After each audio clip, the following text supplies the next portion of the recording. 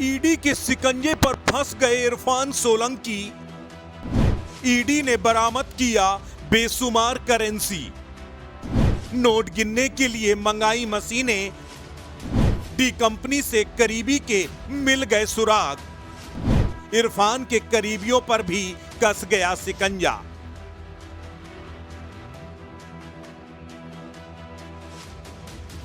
सुबह से लगातार जारी ईडी की ताबड़तोड़ छापेमारी के बाद पूरे कानपुर में हड़कंप मच गया।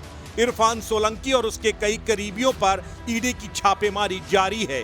इरफान सोलंकी के घर से बड़ी बरामदगी के आसार हैं। दरअसल ईडी के अधिकारियों ने इरफान सोलंकी के घर नोट गिनने की मशीन मंगाई।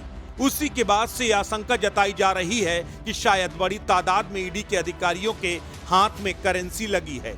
इरफान सोलंकी की मुसीबत अब और बढ़ती जा रही है क्योंकि ईडी को इरफान सोलंकी और उसके करीबियों पर डी कंपनी के साथ साठगांठ के कुछ इनपुट हाथ लगे हैं। सबसे बड़ी बात यह है कि कानपुर हिंसा में फंडिंग के आरोपी हाजी वसी के घर पर भी ईडी ने छापेमारी की है।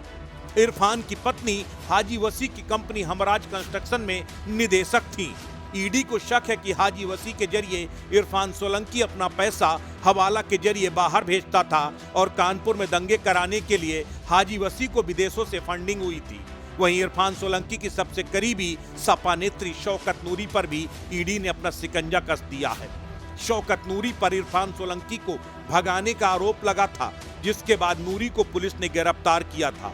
जनवरी में नूरी को जमानत मिली थी। सपा विधायक इरफान सोलंकी के अधिवक्ता ने ईडी की छापेमारी पर सवाल उठाए हैं। उन्हें सपा विधायक के परिजनों की गैर मौजूदगी पर छापेमारी करना और उसकी टाइमिंग पर सवाल उठाते हुए अधिवक्ता शिवाकांत दीक्षित ने कहा, इस मौके पर जब चुनाव बेहद नजदीक है और कोर्ट से 2 मामलों में इरफान के खिलाफ फैसला आ सकता है, ऐसे वक्त में ईडी की छापेमारी कोई बड़ी साजिश है। इरफान सोलंकी, रिजवान सोलंकी ये मेरे क्लाइंट है, मैं इनका केस देख रहा हूँ।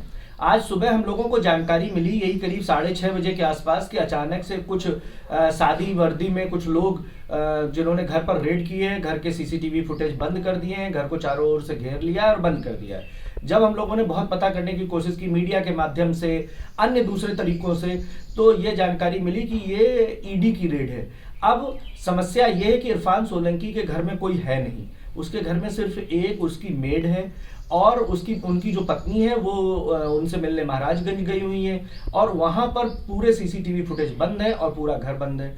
अब ईडी की टीम वहां क्या कर रही है, कैसे रेड परफॉर्म कर रही है, इसकी हमको या उनके परिवार को कोई भी जानकारी नहीं मिली हुई है। ईडी इसमें पारदर्शिता बरतने में थोड़ा सा संकोच कर रही है। मेरी ये अनुरोध है कि वो पारदर्शी तरीके से जांच करें, जितनी जांच करनी है वो सारी जांच करें, लेकिन अगर इस तरह से छुपा कर करेंगे तो निश्चित तौर पर संदेह प्रकट होता है।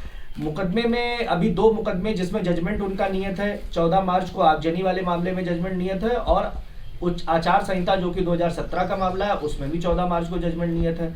तो ये रेड की टाइमिंग पर भी थोड़ा सा आश्चर्य हो रहा है कि 2 साल से ये मुकदमा पूरा 1.5 साल से चल रहा है। आप कितने भी हमसे जांच कर लेते, एक्सप्लेन कर लेते, उनके परिवार को रोक कर आप कर सकते थे, इन्फॉर्म करके कर सकते थे, लेकिन ऐसा नहीं किया है। ये थोड़ा सा आश्चर्यजनक है और अभी और कोई डिटेल मिल नहीं पा रहा है। इरफान के परिवार पर, उनके भाई पर, उनके दोनों भाइयों पर, चाचा के यहाँ जानकारी के अनुसार रेड हुई है और अभी वो रेड चल रही है। सर, किसी प्रकार का कोई नोटिस रिसीव हुआ आप लोगों को या कोई अग्रिम सूचना? या हम लोगों को इस रेड की कोई सूचना नहीं थी, किसी प्रकार का कभी कोई नोटिस नहीं रिसीव हुआ, किसी प्रकार का कोई सो कॉज एक्सप्लेनेशन भी नहीं कॉल किया गया। अस्तित्व न्यूज के लिए कानपुर से अश्विनी निगम की रिपोर्ट।